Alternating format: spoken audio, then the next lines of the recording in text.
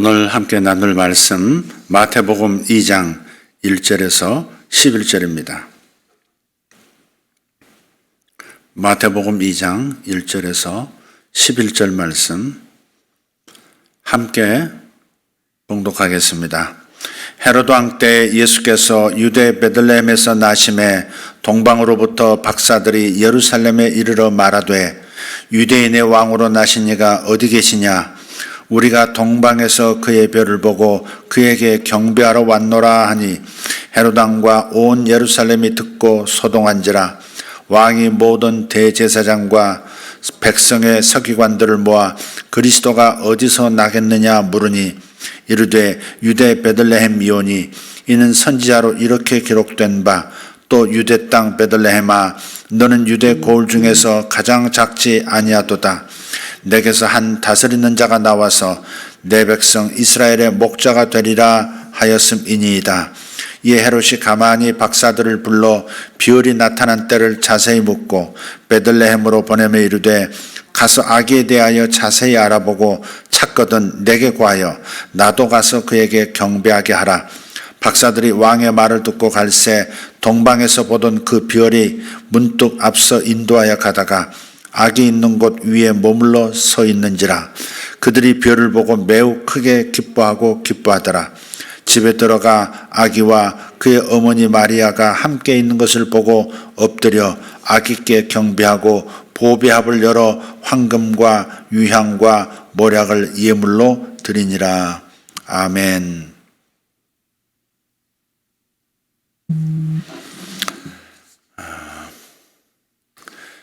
이제 학생들이 수능이 다 끝났습니다. 면접도 이제 끝나가는 것 같고, 수능이 올 때마다 옛날 생각을 좀 해봅니다. 저도 이제 예비고사를 그랬던가. 하여간 국가에서 진행하는 시험을 치고, 그 다음에 이제 또, 학교 들어가고 했습니다. 근데 이제,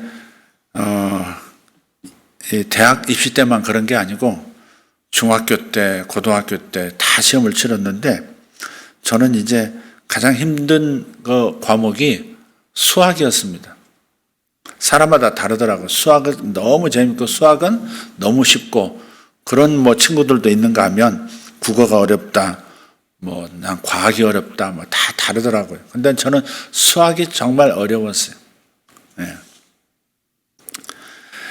그런데 이 수학이라고 하는 이 학문이 가장 발달한 것은 이 농업 때문에 그렇습니다. 그러니까 수학은 농업과 함께 발달했다. 그렇게 생각하면 됩니다. 수학 중에서도 기하학은 특별히 애굽, 이집트 지역에서 발달했습니다. 학자들은 기하학 그리고 천문학이 이집트에서 발달한 이유를 나일강의 범람에서 찾습니다. 나일강 하구에 위치한 이 이집트 문명은 1년에 한 번씩 계속해서 반복적으로 범람을 경험합니다. 주기적으로 일정한 시간이 지나면 홍수가 나니까 자연스럽게 시간의 순환에 대해서 자꾸 생각하게 된 겁니다.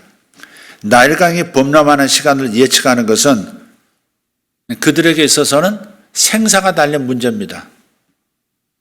그래서 홍수가 나는 시기를 모르면 농사도 못하게 될 뿐만 아니라 저들 자신이 수몰될 위기가 있는 겁니다. 한번 상상을 오늘 하면서 말씀을 들었으면 좋겠습니다. 홍수가 나는 시기를 예측해야 하는데 방법이 없는 거예요. 계속해서 물에 잠겼다가 또 물이 빠졌다가 이 땅은 변화를 알아내는데 이용할 기준이 될 수가 없는 거예요. 땅만 쳐다봐서는 어느 때 홍수가 일어나고 어느 때 홍수가 빠지고 이걸 잘 모르겠는 겁니다. 그래서 물에 잠기지 않는 하늘을 쳐다보기 시작했어요. 땅하고는 전혀 상관이 없는 하늘을 쳐다보기 시작했는데 거기서 답을 찾은 거예요. 별들의 위치를 보면서 별자리의 형태가 특정한 모습이 되었을 때 홍수가 발생한다 하는 사실도 발견했습니다. 그러니까 별들의 위치가 뭔가 지구에 영향을 끼친다고 판단한 거죠. 실제로 지금 12월 20일이 되면 오늘이죠? 오늘인데 목성, 토성, 지구, 태양 이렇게 일직선이 된다 그러잖아요. 이런 때가 가끔 오는데 이렇게 행성들이 일치, 이렇게 큰 행성, 토성, 목성은 가장 큰 행성이죠, 태양계에서. 그러니까 인력이 굉장히 중력이 강한 거예요. 예, 그래서 이 별들이 일치하면 좀 더 남다른 인력이 지구에 영향을 끼치고, 그래서 지구에 어떤 일이 12월 20일 전후로 강력하게 일어난다 하는, 그렇게 해석하는 이 고대 해법도 있더라고요. 한번 볼 일입니다. 그런데 이 별자리 행태를 보면서 특정한 형태가 되면 홍수가 발생하더라, 이 원리를, 이 법칙을 발견했고, 그때부터 별자리를 통해서 홍수 시기를 예측할 수 있게 됐고, 그래서 자연스럽게 천문학이 발달을 하게 됐습니다. 그런데 나일강이 한번 범람하고 나면 그 땅에 그어놨던 그 토지의 경계선이 다 지워져 버리는 겁니다. 그래서 어디서 어디까지가 누구의 땅인지를 알기가 어려워지는 거예요. 선이 없어지니까. 범람이 잦아든 후에 매년 토지 구역을 하다 보니까 자연스럽게 측량하고 기하학이 발달하게 된 것입니다. 그리고 이렇게 메소포타미아와 이집트 지역에서 발달한 이 수학과 기하학은 그리스로 전파돼서 피타고라스 학파 형성의 그 기초를, 토양을 제공하게 됩니다. 이렇게 하늘에서 길을 찾던 사람들은 이집트인들만은 분명히 아니었습니다. 하나님의 아들께서 죄 많은 세상으로 내려오실 때 하늘의 징조를 추적하던 사람들이 있었습니다. 그게 바로 동방박사들입니다. 오늘 본문의 주인공들입니다. 그들은 실제로 하늘에서 생명의 길을 찾던 사람들이라고 할 수 있겠죠. 하늘에서 오신 그분이 내려오신 그 장소를 찾기 위해서 하늘을 바라보면서 그분이 내려오신 그 궤적을 역추적하던 사람들이었어요. 다행히도 저들에게 정보를 제공해주는 별이 스스로 그 모습을 드러내기를 반복했고, 저들은 마침내 생명의 구주를 발견하게 됩니다. 문제는 찾아가는 과정 속에서 화려한 예루살렘이라는 도시에 들어서면서부터는 그 하늘에서 빛을 내던 별이 희미해지더니 급기야는 사라져버린 겁니다. 아무리 봐도 나타나질 않는 거예요. 시선을 땅에 돌리고 이제는 사람들에게 물어서 찾겠다 하니까 이내 하늘은 답을 거두고 침묵하는 겁니다. 그러다 저들이 소란한 예루살렘을 벗어나서 도시 외곽을 나서자 갑자기 사라졌던 그 별이 다시 빛을 내기 시작합니다. 다시 한번 상상해 보십시오. 저들이 땅을 기준으로 답을 얻기 어려웠을 때 오히려 하늘을 올려다 보아 땅의 문제에 대한 답을 얻었듯이 땅의 삶을 살아가는 우리 역시 땅의 문제로 땅에서 답을 얻기 어려운 때는 당연히 하늘을 올려다 보아야 하지 않겠느냐 하는 겁니다. 하늘 하나님을 향한 겸손한 영혼의 기도에는 반드시 답을 내리십니다.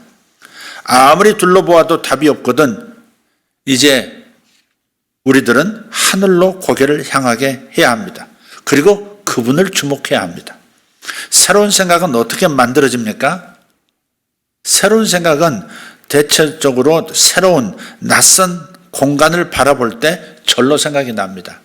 뭔가 이렇게 안 풀리고 답답할 때 바깥으로 한번 산책하고 먼 하늘을 바라보고, 아니면 창문이라도 열고 먼 산 한번 바라볼 때, 먼 하늘을 바라볼 때 갑자기 떠오르는 영감들이 있습니다.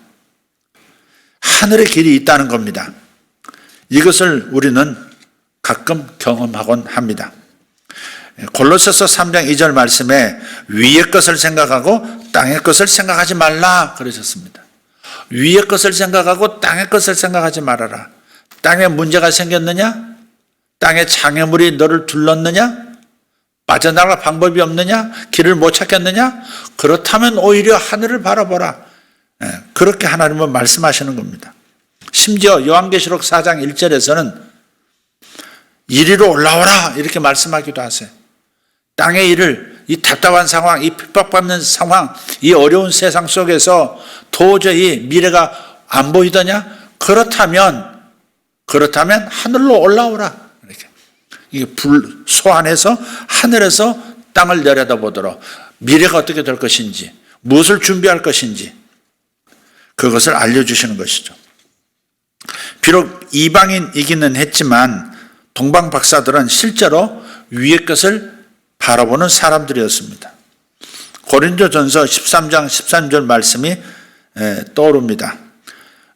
이 13장 13절은 바울 신학의 총정리입니다. 피타고라스의 정리하듯이 일생의 학문의 총정리, 신앙생활의 총정리, 그게 바로 바울의 노트입니다. 피타고라스의 정리, 바울의 정리입니다. 13장 13절입니다. 그런즉 믿음, 소망, 사랑 이 세 가지는 항상 있을 것인데 그 중에 제일은 사랑이라. 아멘. 이 동방 박사들의 이야기에도 이 세 가지가 나타나는 것을 봅니다. 동방 박사들 안에서, 그리고 이 땅에 오신 아기 예수님과 그 가족들 안에서 믿음, 소망, 사랑의 진한 하늘의 경건한 색깔이 나타나더라. 아니, 예수님에게서 비춰지는 그 계시의 빛이 동방 박사들에게 비춰서 저들에게도 믿음도 나타나고 소망, 사랑이 나타나더라. 이렇게 해석하는 것이 맞겠습니다.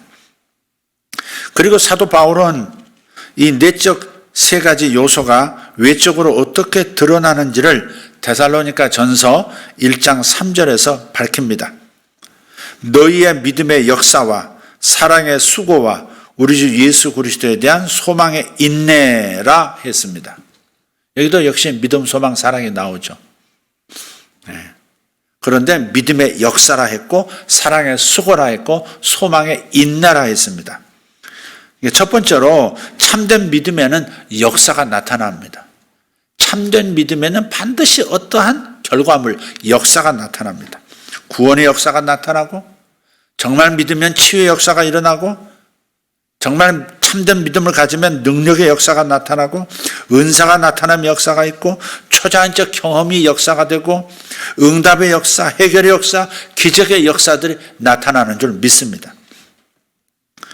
여기 동방에서 온 박사들도 믿음이 있었습니다.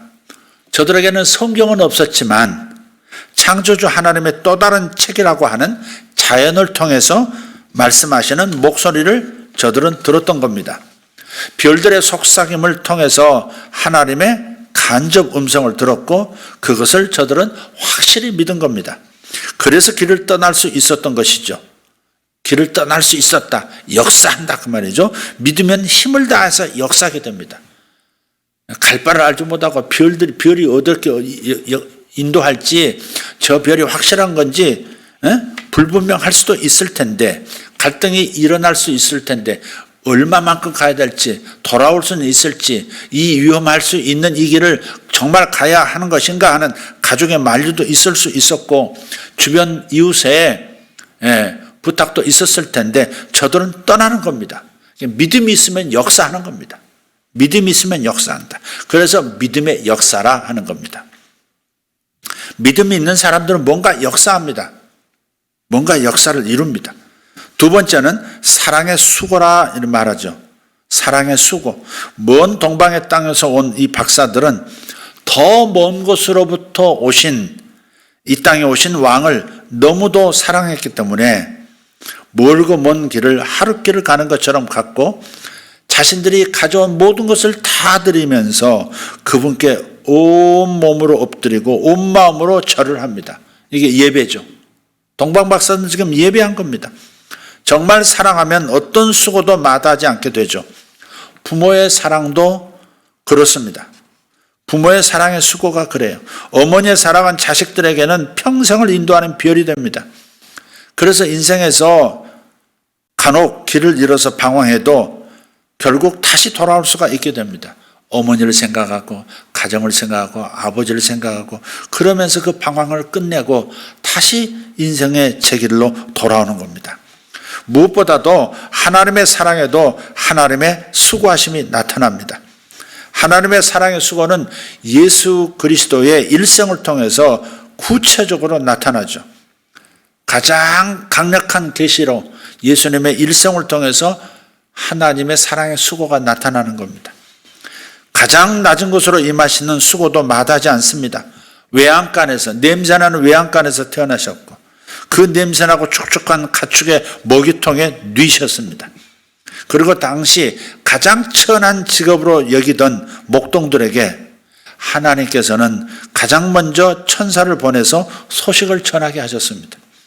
이것은 하나님은 그 누구도 거절하지 않으시는 분이라는 것, 그 어떤 사람도 하나님의 사랑에서 제외될 수 없다는 것, 그분의 사랑은 구원하지 못할 사람이 한 사람도 없다는 것을 온몸으로 확신시켜 주시는 셈입니다. 그리고 그 사랑의 수고는 십자가에서 절정을 이룹니다. 이런 사랑의 수고가 어디 있습니까? 어떤 신이 자신을 등지고 떠난 범죄자들을 내버리지 않고 죄인의 세상 안으로 찾아오신답니까? 그리고 저들을 위해서 대신 죽어서 죄의 용서를 받게 해준답니까? 그 어떤 신이 그렇게 해줍니까? 사탄을 끝내 따르다가 지옥에 갈 범죄자들을 위해서 몸소 죽음과 지옥을 경험하신 그런 신이 어디 있답니까? 인류가 경험한 그 어떤 신이 인간 질병의 저주를 자신의 몸에 채찍질을 허용하심으로써 고통을 감당하시고 제거해 주신답니까? 천산의 생축, 바다의 부요, 땅의 모든 숨겨진 부요들을 다 가지신 이가 가난한 이들의 저주를 자기 삶으로 덮어쓰고 자기 육신으로 가난을 살아내신 신이 어디 있답니까? 그래서 그분의 삶을 목격하고 더 나아가서 그분의 성품을 이어받은 신자들은 그분처럼 사랑의 수고를 할 수밖에 없다는 것이 사도 바울의 선언입니다. 그래서 그는 잃어버린 영혼들을 예수님께로 인도하기 위해서 일생을 바쳐 사랑의 수고를 마다하지 않았습니다. 고린도후서 11장 23절에서 31절을 보면 그의 사랑의 수고의 항목들이 진술됩니다. 한번 읽어보겠습니다. 그들이 그리스도의 일꾼이냐 정신없는 말을 하거니와 나는 더욱 그러하도다. 내가 수고를 넘치도록 하고 옥에 갇히기도 더 많이 하고 매도 수없이 맞고 여러 번 죽을 뻔하였으니 유대인들에게 40에서 하나 감한 매를 5번 맞았으며 3번 태장으로 맞고 1번 돌로 맞고 3번 파선하고 일주야를 깊은 바다에서 지냈으며 여러 번 여행하면서 강의 위험과 강도의 위험과 동족의 위험과 이방인의 위험과 시내의 위험과 광야의 위험과 바다의 위험과 거짓 형제 중에 위험을 당하고 또 수고하며 애쓰고 여러 번 자지 못하고 줄이며 목마르고 여러 번 굶고 춥고 헐벗었노라. 이 외의 일은 고사하고 아직도 날마다 내 속에 눌리는 일이 있으니 곧 모든 교회를 위하여 염려하는 것이라. 누가 약하면 내가 약하지 아니하며 누가 실족하게 되면 내가 애타지 아니하더냐. 내가 부득불 자랑할진대 내가 약한 것을 자랑하리라. 주 예수의 아버지 영원히 찬송할 하나님이 내가 거짓말 아니하는 것을 아셨느니라. 아멘. 사도 바울의 예수님의 그 마음을 이어받은 사랑의 수고의 이야기입니다. 세 번째로 소망의 인내라 했습니다. 소망의 인내. 참된 소망을 품었다면 인내를 보일 겁니다. 별이 모습을 보였던 그때로부터 지금 예수님을 뵐 때까지 얼마의 기간이 걸렸을지 모르나 결코 짧은 날은 아니었을 겁니다. 몇 달 혹은 몇 년이 될 수도 있었습니다. 실제 그렇습니다. 어디서부터 출발했느냐에 따라서. 어떤 분은 신라에서 출발한 한반도 사람이라고 동방박사들의 정체성을 그렇게 얘기하는 분도 있습니다. 어쨌든 정말 이 극동에서 출발했다면 아마 몇 년 걸렸을 수도 있습니다. 그런데 끝까지 인내해서 마침내 인류의 구세주, 자신들의 구주를 뵙게 된 겁니다. 소망의 별빛이 마음에 있으면 인내할 수 있습니다. 마음에 소망이 있는 사람은 오래 참을 수 있어요. 재미있는 독일의 광고가 있더군요. 보니까 이렇게 영상에 아주 점잖은 90이 넘으신 점잖은 독일 신사분이 인터뷰를 하는 그런 영상입니다. 그런데 자신의 20대 때를 20살 때를 회상하면서 이야기를 하는 거예요. 그러면서 화면이 바뀌어가지고 20대 때 그 청년의 모습이 나타나요. 소파에 앉아 있다가 소파에서 TV 보다가 소파에서 또 이렇게 잠들기도 하고 반드시 엎드려서 보다가 뒤집어서 고개를 이렇게 젖히고 보기도 하고 몸부림을 하는 그런 장면이 나오면서 이렇게 말하는 거예요. 그 노인이 내가 20살 때 코로나라는 전염병이 온 세계를 덮쳤었지. 아무 데도 갈 수가 없었고 오직 집 안에만 머무는 엄청난 전쟁을 치렀었어. 우리의 전쟁터는 소파였고 무기는 오직 인내였어. 아주 위트 있는 광고입니다. 아주 재미있어요. 90살 때 70년 전 이 지금의 코로나 상황을 얘기하는 미래로부터 온 그런 미래를 배경으로 한 광고예요. 우리 하나님의 인내, 하나님의 오래 참으심을 보십시오. 나를 향한 하나님의 소망은 변함이 없으시기 때문에 지금까지 참아주셨고 기다려 주시는 겁니다. 하나님께서 나에 대한 소망을 접으셨다면 저는 오래전에 멸망을 했을 겁니다. 더 이상 못 참겠다. 더 이상 못 참겠다. 그래서 이 진즉 끝났을 거예요. 이 나라도 진즉의 기대를 접으셨을 것이라 생각합니다. 이 나라 이 족속을 얼마나 참아주셔야 우리는 정신을 차릴 것입니까? 오늘 우연찮게 어떤 영상을 하나 봤는데 약 20여 년 전에 한국에서 이 군대를 갑자기 이렇게 안 간다고 선언해가지고 미국 시민이 된 스티브 유승준 씨가 아주 빡쳐가지고 막 말을 하는 그런 영상을 한번 혹시 보셨나요?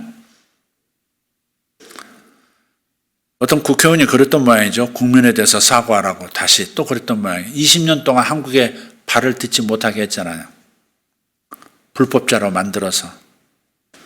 그런데 지금 또다시 유승준 법이란 법을 만들어서 군대를 이렇게 미필자라든지 군대를 겸유하게 안 간다든지 그런 사람에 대한 벌을 가하자. 그러니까 그 법 자체를 유승준 법으로 이렇게 만들고자 어떤 아마 이 여당 쪽에 있는 어떤 국회의원이 그렇게 발의를 한 것 같아요. 그걸 보고서 뒤집어진 겁니다. 여지껏 제가 잘못했습니다. 팬들에게 사과하고 계속해서 그래도 내 조국은 발을 딛게 해 주십시오. 내가 거기서 뭘 하려고 하는 게 아니라 거기는 내 고국입니다. 조국입니다. 그렇게 계속 읍소를 했었는데 근데 이번에는 그냥 완전히 이제 그야말로 빡친 겁니다. 그냥 계속해서 말을 하는데 막 거침없이 말을 하더라고요. 그러면서 우리가 깨어나지 못하고 있는 것에 대해서 그런 것들까지 다 얘기하는 겁니다. 자신의 얘기부터 시작해서 대한민국이 지금 어디로 가고 있는가 이런 거 제가 얼마나 위험한 상황인가 미국에서 봤을 때 대한민국이 얼마나 위험한 상황인지 그런 것에 대해서 쭉 얘기를 하면서 아주 공격적인 말들을 많이 하는 것을 봤습니다. 그 사람의 그 말을 들으면서 어떻게 보면 일리 있다 공감하면서 느끼는 것이 하나님께서 정말 오래 참아주시는구나. 이 나라에 대해서. 이 나라에서 정말 오래 참고 또 인내하시고 기다려주고 계시는구나 하는 생각을 하게 됐습니다. 그래서 하나님께서 이 하나님의 인내하심에서 우리에 대한 하나님의 소망을 읽는 겁니다. 아, 우리에 대해서 소망을 아직도 가지고 계시는구나. 기대를 가지고 계시는구나. 우리는 우리의 자녀에 대한 소망이 있습니다. 우리의 자녀들에 대한 기대가 아침마다 끓어오릅니다. 머리에서는 아닐 때가 있는데 심장에서는 아닌 겁니다. 자녀들을 생각하면 소망이 있습니다. 우리네 부모들은 오늘도 그 소망을 끌어안고 살아가는 거죠. 내 아들, 내 딸은 나의 하나님께서 함께 하시니 잘 될 거야. 내 아들은 잘 될 거야. 내 딸은 잘 될 거야. 결국 잘 될 거야. 불쌍한 내 새끼들 그러면서. 그래서 우리는 오늘 또 저놈들을 참는 겁니다. 그 저놈들은 교회에도 있습니다. 바울도 저놈들을 얘기하죠. 고린도후서 11장 28절. 이 외의 일은 고사하고 아직도 날마다 내 속에서 눌리는 일이 있으니 곧 모든 교회를 위하여 염려하는 것이라. 누가 약하면 내가 약하지 아니하며 누가 실족하게 되면 내가 애타지 아니하더냐. 자꾸 흔들리고 시험 드는 그런 성도들을 보면서 애가 타고 약해지고 그랬다는 말을 지금 하고 있는 겁니다. 이 왼수놈들 그러면서 그러고 있는 거예요. 교회 안의 저놈들은 여전히 변하지 않고 성장하지 않는 자신들을 바라보면서 애타하고 서글퍼하는 목자의 심정은 생각지도 못하고 자신들이 서운했던 것들만 줄줄이 꿰고 있다가 한꺼번에 토해내기도 합니다. 자식이든 양들이든 시험에 들면 지금까지 고마웠던 것은 하나도 기억나지 않습니다. 저도 평신도 때 시험 든 적이 있습니다. 여지껏 고마웠던 그 수많은 얘기들은 하나도 생각을 못했다는 것이 나중에 정신 차리고 나니까 떠오르더라고요. 시험 들 때는 여지껏 좋았던 일들, 여지껏 사랑받았던 거, 여지껏 은혜 받았던 것들은 하나도 기억이 안 납니다. 지금 당장만 자꾸 생각이 납니다.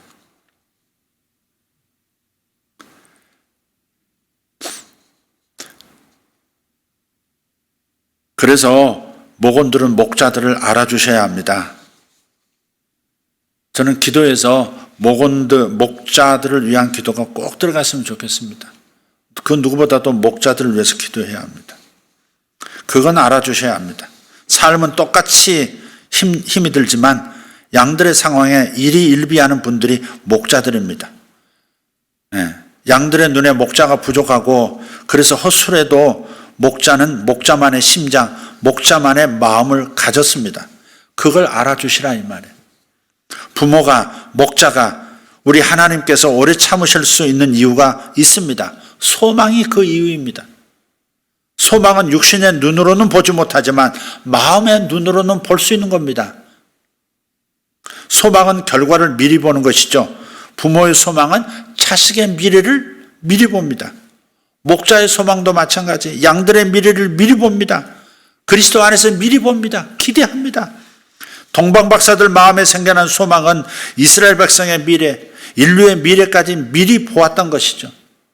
그래서 소망의 인내를 가지고 왕, Jesus is King, 예수님은 왕이시다 하면서 그분께 경배하고 그분을 찾아가는 거죠. 무엇보다 믿음, 소망, 사랑 이 세 가지는 저절로 생겼거나 스스로 만들어낸 감정이나 마음이 아니라 하나님 안에 있던 성분이 예수님을 통해서 우리 모두에게로 흘러 들어온 것입니다.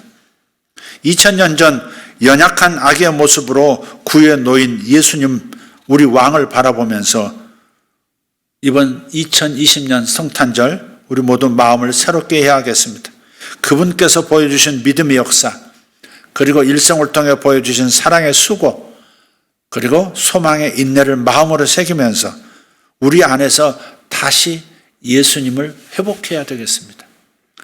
지금 다 떨어져 있기 때문에 이런 생각이 목사로서는 드는 겁니다.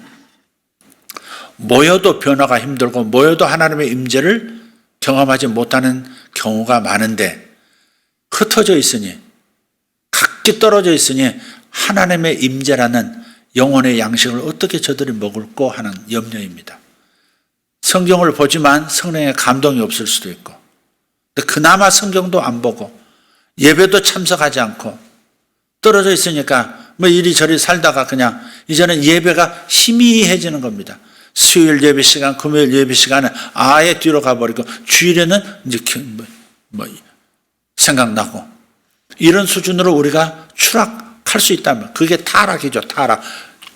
있던 위치에 있던 수준에서 떨어진 걸 타락이라고 합니다. 그래서 요한계시록에 회개하라 했을 때 너희가 어디서 떨어진 것을 생각하고 어느 수준에 있다가 어느 상태로 떨어진 것을 발견하고 다시 돌이켜 이 수준으로 다시 회복해라. 그게 회개였죠. 그런데 이제 사실은 모여서 은혜를 나누고 성도 서로 전부 가지고 은혜의 기름 부음, 자신의 경험한 기름 부음을 가지고 서로 보이지 않게 주고받으면서 하나님의 임재의 빵을 서로 나눠 먹는 이 예배마저도 흩어져서 각각 들으니 과연 저들이 예수 그리스도를 온전히 지금 붙들고 있는가 하는 그런 염려가 제 안에 있는 겁니다. 그래서 이건 정상이 분명히 아닙니다.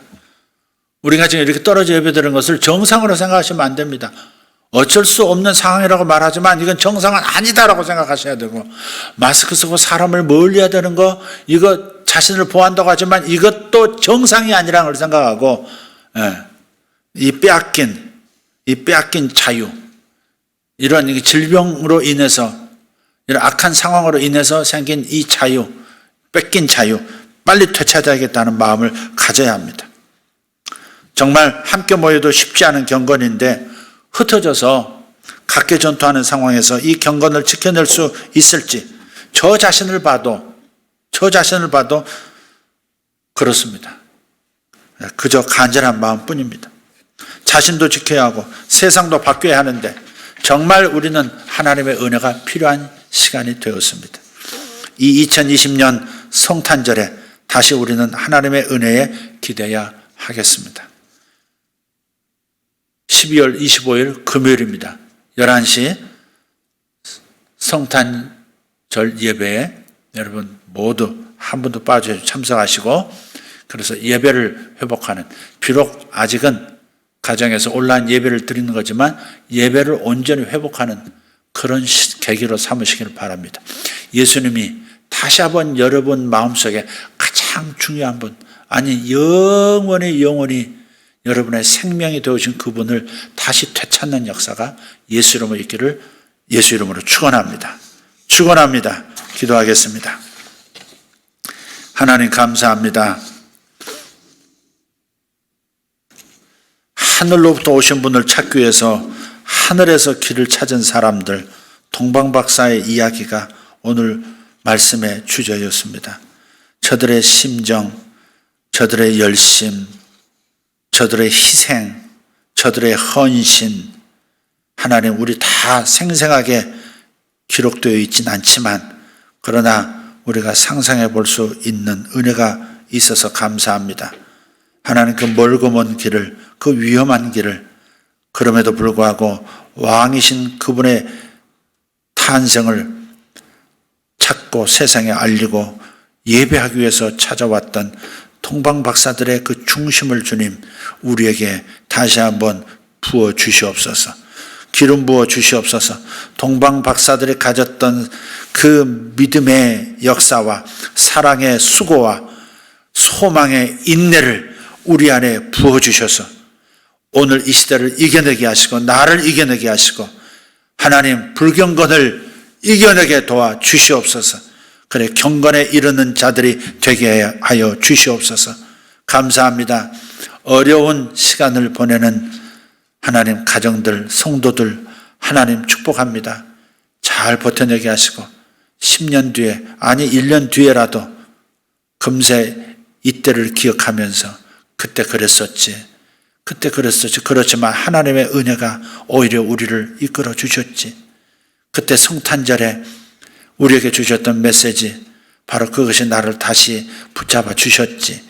하나님 이렇게 말할 수 있는 축복을 우리 모든 성도들에게 허락하여 주시옵소서. 감사합니다. 오늘 또 성탄절을 준비하는 이 성탄주일에 하나님 우리 한마음 되어 이 땅에 오신 예수님을 찬양하고 경배하고 영광을 올려드립니다. 감사합니다. 우리를 살려주시기 위해서, 우리를 죄에서 건져주시기 위해서, 가난에서 건져주시기 위해서, 우리를 죽음과 질병에서 꺼내주시려고 이 땅에 오신 아기의 모습 오르신 예수님을 찬양하고 감사를 드립니다. 온 마음으로 엎드린 마음으로 주님께 경배드립니다. 우리의 찬양과 영광과 경배를 받아 주시옵소서. 예수님의 이름으로 기도하옵나이다. 아멘.